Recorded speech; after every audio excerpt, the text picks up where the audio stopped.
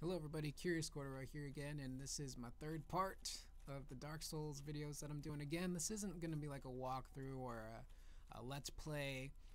I just take basic parts of what I'm playing. This is New Game Plus, so I'm going through this game again because I loved it so much the first time. I just couldn't fathom not playing it a second time, so I'm just picking basic parts, just talking about this area. So right now I'm in the Dark Root Garden, making my way to the Moonlight Butterfly boss fight. Getting there is pretty simple. I just passed an area actually where I could have turned off right to get to a lower part of the Dark Root Garden. I believe it's the Dark Root Basin, where you can fight Black Knight. I believe it's a Black Knight, not a Silver Knight. It's a Black Knight, I believe. That's down there, as well as a Hydra boss, which I think I might do the Hydra boss after this video. I might just head back to the Undead Asylum to see if I'm able to fight the Asylum Demon for a second time, because that boss fight is crazy. So yeah, right now I'm just making my way to the Moonlight Butterfly. I do cut the video down a little bit, just taking out some parts where I'm running around. I didn't want it to take up too much time, so I'm going to traverse the white light in a second. Right here is actually, it's a trap, essentially is what it is, but there is a soul that you can collect there, which will give you tons of souls. So if you're quick and you're powerful, you can run in, grab the item, and then dash back out, because you'll get attacked by a couple of these plant tree monster guys. So I'm able to get in there, grab the item, back out, and use my Great Chaos Fireball, which is, if you do pyromancy in this game, I advise you learn that spell as soon as you possibly can, because it is invaluable. It deals quite a bit of damage to just about every enemy in the game that I've used it on so far. So it's definitely one of those spells that you want to keep with you and keep handy. It does take up a couple of attunement slots, so you'll have to upgrade that if you want to use it without having to wear a specific equipment ring. And also right here, you basically just see a big garden area as well as these stone giant creatures. I just run right past them to save on time. And right here I head to the Moonlight Butterfly, which is a pretty interesting boss fight. One of the weird things actually about recording these gameplays for Dark Souls is usually when I play Dark Souls I have music playing. I listen to a little bit of everything, so I listen to like dance or dubstep or rock or slow kind of trip hop when I play the game, because it really gets me into the mood. So when I'm recording these commentaries, I don't have the music playing, just basically for copyright reasons. I don't want to get struck down or anything like that. So playing the game in silence is a little bit weird, but that's just, it'll take some getting used to. But essentially what you want to do here in the Moonlight Butterfly boss fight is try to avoid these attacks as best you can. I don't do that good of a job in the first half of this battle. I get hit quite a bit, but I was in no real danger. I had 10 of my Estus flasks, and plus I had a ton of humanity, so if I ran out of flasks, the humanity, I can't speak apparently, the humanity would have done, the job on healing all of my health all the way. So she has a couple of different attacks right here.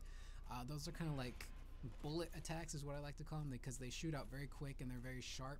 And right here is like a burst attack. That one is probably the easiest attack to avoid, because you can see it coming from a distance. Those scatter shots are a little harder to avoid because they happen so quickly. But basically what you want to do is wait for her to do all of her attacks, and then she'll get tired and land, and that's when you go and wail on her as fast as you possibly can. Now, I made the mistake of using the Lightning Uchigatana on her. If I had switched to the Black Knight Sword, this boss fight would have been over fairly quick, because that deals a ton of damage. Also, when she lands, if you do enough damage, eventually she's going to back off and start repeating her flurry of attacks. But before she does that, she likes to do a charge attack, so you want to make sure you get out of there as soon as possible. This lightning ray, I like to call it a lightning ray. It's more of like an energy ray. I got hit by it the first time, but it is easily dodgeable. You'll see it later in the fight. I do dodge it a couple of times.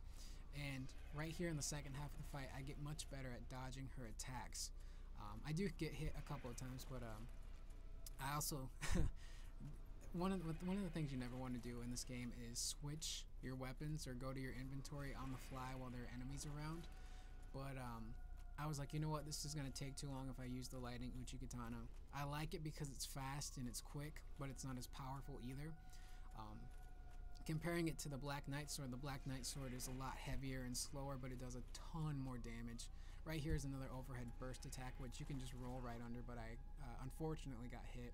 And right here I was like, okay, I need to buy myself some time, back up, avoid the energy ray, and switch weapons. So I switch from the lightning Uchi Katana to the Black Knight sword eventually after I do one more round of attacks on her right here. Just so that way I can do a lot more damage. And as soon as I switch to the Black Knight sword, the fight is pretty much over as soon as I switch to it. But yeah, back up right here, otherwise you'll be hit by that burst attack. You're not in really any danger fighting her. On New Game Plus, she does pack more of a punch, but generally her attacks aren't too powerful, and it's not really anything you want to worry about. So right here, I'm just going to go back and forth, trying to dodge the attacks as best as I can. That's one of the cool things about the bosses in the game. There's a lot of really cool enemy designs.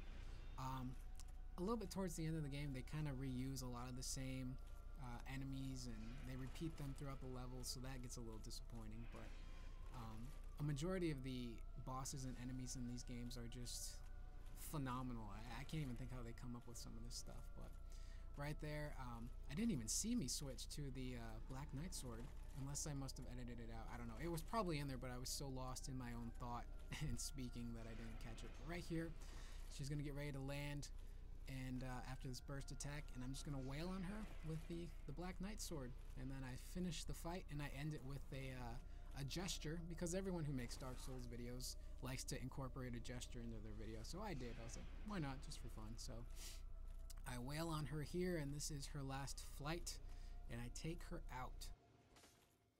I think in the next video, either I will go fight the Hydra, or I might just go back to the Undead Asylum to fight the Asylum Demon. But I am Curious Corduroy. I hope you guys enjoyed the video, and I'll see you guys later. What's up, bro? Come at me, bro. See you guys later. And over it to you guys. One thing you don't want to do is what I just did, because that was very stupid. On the Drake Bridge, you never want to run straight ahead, because sometimes the AI will just be completely unpredictable.